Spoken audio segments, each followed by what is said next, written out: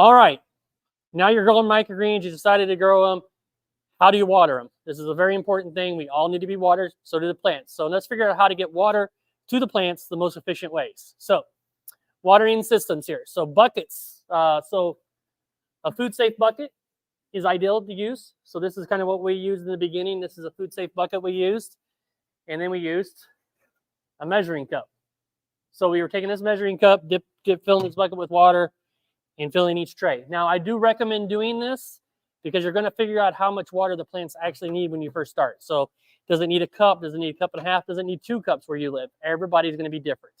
So you want to make sure you know how much water goes in there, how much they need. This is a good way to measure it. And then when you figure out your measurement and you're ready to move on past 5 or 10 trays, which that's probably where you're going to be at, you want to get something else. But you also may want to get a filtration system on your water if you don't have one yet. As some water, you need it. We're lucky enough our water is good. We don't need one, but you may need one in your area. So you might need to get a good filtration even when you're doing it in the 5-gallon bucket, when you're getting out of that hose and doing it and everything else. So you may want to look at that. So the best method is obviously to go to a hose. So when you go to a hose and you know what the measurement is, you want to pull the trigger and see how long it takes you to fill a cup worth, or a cup and a half, whatever it is. So you know what that measurement is. You know how long you need to pull that hose. Because everybody's water pressure is going to be different. No one person can tell you exactly how you need to water, how much you need to water, how long you need to pull the trigger for, or anything like that. So you want to make sure of that. But speaking of a hose, let me show you that. This is our hose. I recommend one with a trigger in front, so you can pull the trigger like this, and it doesn't get stuck on you. This is going to be harder on your thumbs back here on the back side. Holding that, this is your hand. It makes it a lot better. You want to get one with multiple settings on it that goes around, there's jet, center, cone, shower. We mainly use shower. Mist needed for some products.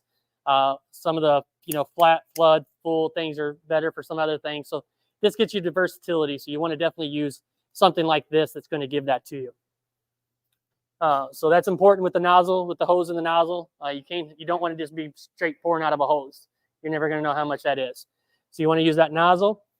And when you get to a bigger space, or whenever you're growing in a warehouse, or if you're in your garage or something, get a hose reel. That's what that's attached to. That hose is attached to a hose reel that's a different area, so you can get the water over to where you need to go. Sometimes the transportation of water is the issue. So whatever you need to do to be able to get a hose over to that area and hook it up for your plumbing in your area. If you need help with that, we can help with that.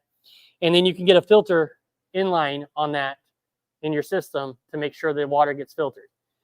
So that's really good there. So again, measuring cup if you need to figure out how much you need to measure and everything else.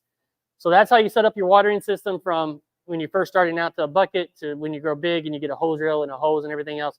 That's the way we water them. That's the way we recommend for you to water, to figure out what your watering needs are.